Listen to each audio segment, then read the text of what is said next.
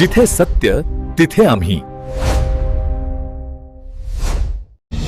नमस्कार मंडळी, तुम्ही पाहता आहात तुफान न्यूज, जिथे सत्य तिथे आम्ही. वाईन शॉप परवान्याच्या नावाखाली कोट्यवधींची फसवणूक, अशोक पिंपळे व त्यांच्या मुलावर गंभीर आरोप. वाईन शॉप परवाना मिळवून देण्याचे आमिष दाखवून तब्बल 2.68 कोटी रुपयांची फसवणूक केल्याचा गंभीर आरोप अशोक दशरथ पिंपळे आणि त्यांच्या मुलावर करण्यात आला आहे. या संदर्भात सौ. लक्ष्मी शिवाजी भिसे यांनी वरिष्ठ पोलीस अधिकाऱ्यांकडे लेखी तक्रार दाखल करून तात्काळ गुन्हा नोंदविण्याची मागणी केली आहे. तक्रारीनुसार शिवाजी भिसे यांनी वाईन शॉप परवाना मिळवून देण्याच्या आश्वासनावर विश्वास ठेवून आरोपींना एकूण 2,68,00,000 इतकी रक्कम दिली होती.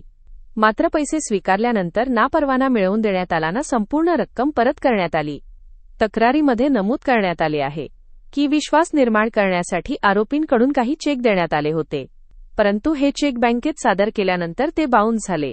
संबंधित चेक आणि बँक रिटर्न मेमो तक्रारीसोबत जोडण्यात आल्याचे सांगण्यात आले आहे.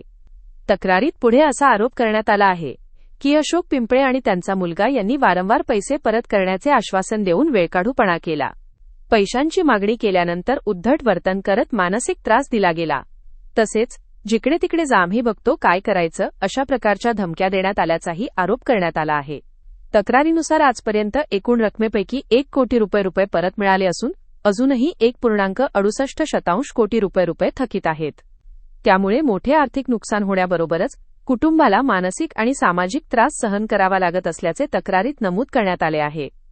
या संपूर्ण प्रकरणात फसवणूक, विश्वासघात, चेक बाउन्स आणि धमकी यांसारख्या गंभीर गुन्ह्यांचा आरोप करण्यात आला असून संबंधितांवर तातडीने FIR दाखल करून कठोर कारवाई करण्याची मागणी करण्यात आली आहे.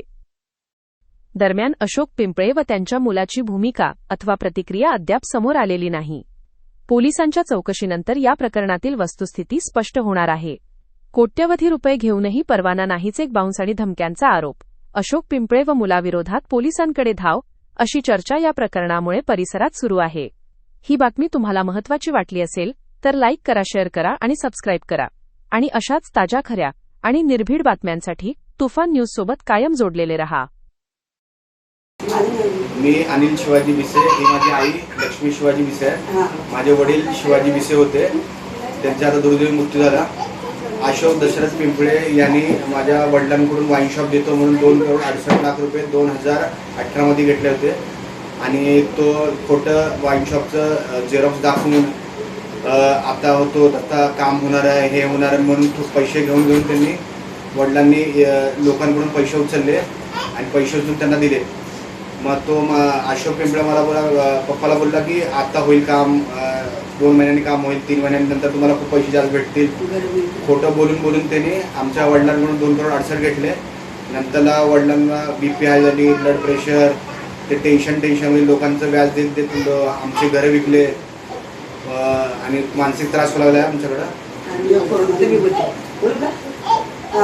घरं बी विकले त्यांनी, लोकांकडून पैसे विचारले सगळीकडून आणि त्यांना दिले. आणि ते बोलले की ना मला पैसे द्या तुम्ही, मी लवकर लायसन देतो म्हणायचा. आणि पण त्यांनी अजून मला थोडे पैसे द्या, अजून माझा नवरा घ्यायचा दुसऱ्याकडून पैसे उचलून आणि द्यायचा त्याला लायसन देईन म्हणून सारखं.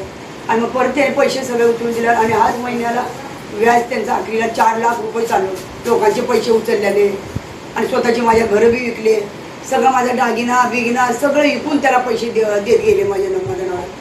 आणि परत विका त्याला अजून द्याच म्हणत होता पैसे, तरी मी लोकांकडून मी उचलून त्यांना दिले पैसे. आणि मी आता देतो तुम्हाला 1 महिन्यात 2 महिन्यात लायसन पण असं म्हणून माझा नवरा बी जास्त टेन्शन त्यानं हार्ट अटॅक घेऊन मरून गेले ते. पण आता आम्हाला लोकांना काऊ सोडले की ना, लोक सकाळ ते संध्याकाळ पडत आमच्या घरात सारखं येतात लोक पैसे मागायला. काय करणार आणि 2,68,00,000 मध्ये आम्हाला त्यांनी फक्त 1 करोड रुपये दिले. ते 2021 मध्ये आता 1,68,00,000 बाकी आहेत, तो अजून 4-5 वर्षाला देतच नाही. आता आमचा वाटले आम्ही जीव घ्यावं, नाही तर आम्हाला लोकांना बोललो की असं आम्हाला मदत करा, पण तो पोलीस लोकांचा सेटिंग करतो, तिकडे पैसे चार तिकडे पैसे चार.